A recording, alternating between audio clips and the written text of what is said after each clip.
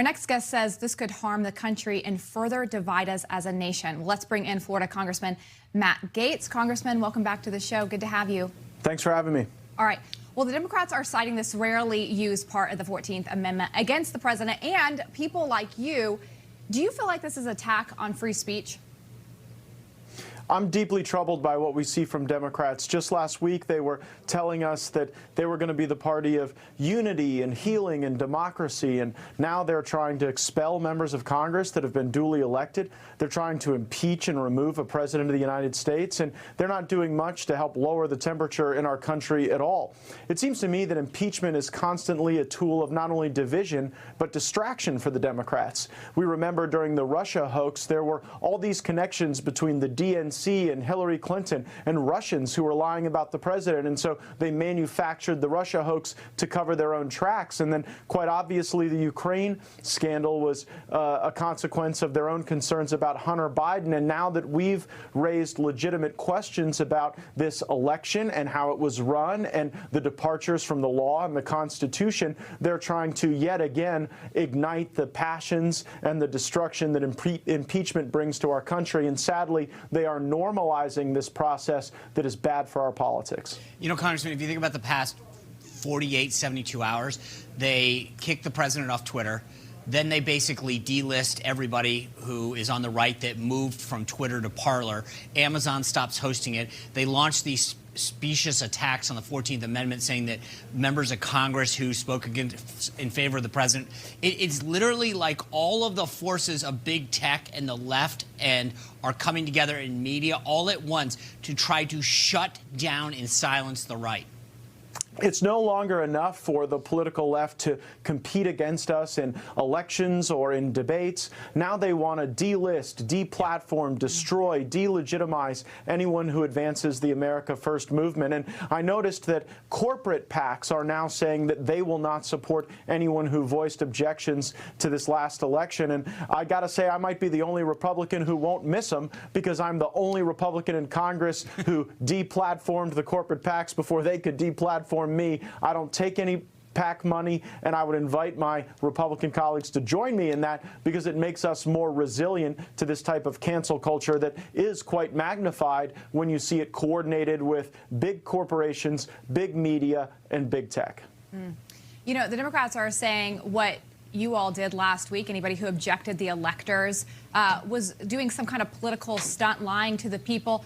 Essentially, that's exactly what they're doing now. Sean and I talked about it just moments ago, this political theater. They're trying to claim some type of moral high ground here, Congressman. It's interesting. Not only are they utilizing political stunts now, they utilize political stunts to object to electors. In the year 2001, every single member of the Congressional Black Caucus stood up and objected to Florida's electors being counted for George W. Bush.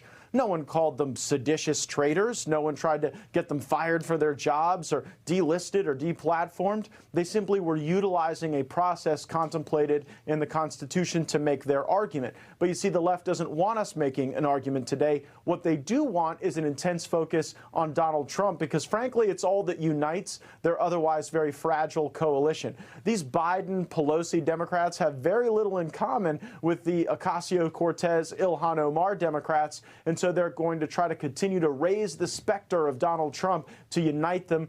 But unfortunately, that's not uniting them toward any positive agenda for our country. It just unites them in their hatred for someone who, for all practical purposes, is leaving office in the next week. You know, Congressman, I want to go down a rabbit hole with you just a little bit here. A while ago, we have been talking about the fact that conservatives who hang out on Twitter and whatever, you know, they know what's coming to them. And it happened this weekend. Twitter basically started to lock down conservatives and lock down free speech. So conservatives did what capitalists do. They moved, and not just, they didn't vote to start their wallet, but they moved to Parler. Then they shut down the app stores, the platform, whatever. I don't think conservatives know how to fight as well, right? And so when you say that corporate woke executives are starting to say we're not going to give money to any of these people that did this. You saw Harvard canceled out Elise Stefanik, your colleague from New York, saying that they're kicking her off the Harvard political board that they've got there. But they're trying to silence conservatives. Is it time that conservatives fought back and said, fine, we're not going to buy your product. We're not going to go to your store? Because until they feel the impact, Democrats know how to create boycotts. Conservatives don't. It is true, Sean, that as conservatives, we've got to become more resilient to the cancel culture because it is here. And frankly, I think this is only the front end of the wave. Yeah. The next phase will be the demonetization of conservatives, where they try to make it very difficult for us to use, transfer, or spend money or to pool our money to advance our conservative beliefs. That's what's coming next, and that'll be even more terrifying than getting kicked off of Twitter. I mean, look at where the Democrats are in the House of Representatives. The incoming chairman of the Homeland Security Committee put out a statement that Josh Hawley and Ted Cruz should be put on a no-fly list, not be able to use commercial airliners when they're engaged in travel. That is the extent to which these folks are out to get us in a very malicious way. And I think that if we don't do what you just recommended and really look inside for our internal and external resilience, we could be victims to a movement that is deeply troubling and fundamentally anti-American. Unfortunately, I think you're very right, and it's already happening. Yeah, we're seeing so many people be harassed, and it's being cheerleaded on by members of Congress, unfortunately. You know, we saw what happened to Lyndsay Graham the other day at the airport. I watched recently an HBO documentary that you were in called The Swamp, and you talk about not going out to eat in D.C. because you got harassed. That was a year ago that I believe that was taped. You know, based on the developments that we've seen the last week, how much more concerned are you now for your own safety? I think that we are at a zenith of political violence in my lifetime, and that's not good no matter where it comes from, the right or the left. But where was all the outrage from these Democrats when you had Eric Holder saying, when they go low, we kick them? When you had Maxine Waters encouraging people to become physically confrontational and get in the faces of Republicans? There was no outrage then, so it is hypocrisy. It is a selective enforcement of their values, and I would call it virtue signaling, but there is no virtue in this whatsoever. I don't want anyone to hurt my political opponents, and so if there's anyone out there who believes that bringing harm to Democrats in Congress or left-leaning pundits is an advancement of our cause, it certainly isn't. We should universally condemn political violence in this great country. That's what you said is exactly the difference between us and them. I don't want people to get hurt. I want to have better ideas. I want to beat them with our policy ideas. I want to beat them at the ballot box. I don't want to hurt them. And I think that's the difference is that's the difference is they go out and tell people that it's okay to do this stuff. And that's why I'm frankly disgraced by what happened last week, because violence is never the answer. We can beat them with ideas. Congressman Matt Gaetz, as always, thank you for joining us. Thank you, guys.